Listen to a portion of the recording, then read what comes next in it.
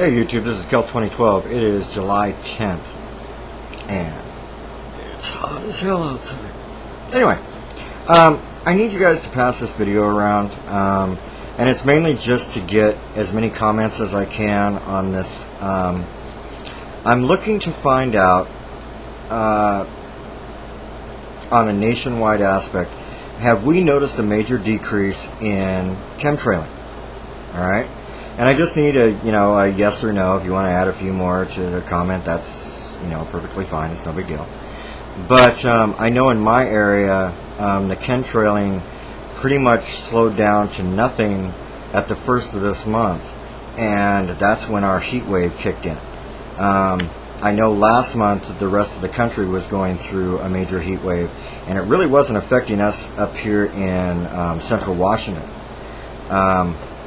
As a matter of fact, it was kind of a joke last year. We were all calling it January because we were sitting in the 70s. It was actually kind of odd. But around the first of the month, the temperature started kicking up. And this week, we really got hit. And I've noticed a major decrease in the chemtrailing. And I've noticed that I've heard a couple of people bring that up in their videos. So I'd like to get just a consensus to see from as many people as we can, not only are we seeing a decrease, but what areas are we seeing a decrease in. Alright? It's kind of become a general consensus to a lot of the YouTube community that have researched chemtrails. And some of the newer people may not know this. Some may. But one of the theories was that chemtrailing was actually utilized more as a shielding concept than anything else. And the main reason for that was because it contained very high amounts of aluminum and very high amounts of barium. Now, the aluminum particles could be utilized as a reflective agent, as well as the barium, if you think about it from a medical standpoint, that's used to absorb radiation. So when you take into consideration that we have holes in our electromagnetic field, chemtrailing would really help to shield us from the UVC radiation that we get from the sun and so on.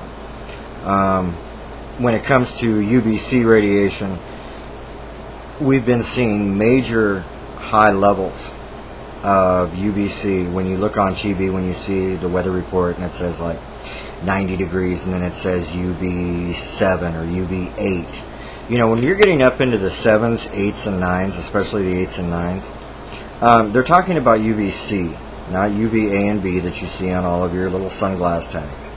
But the UVC, the temperature doesn't actually have to be really hot to have a high ultraviolet level, and without even looking it up or anything like that on your, when you're looking at your weather forecast, if you go outside, and it doesn't even have to be really hot, but you'll notice that the sun is just intensely bright.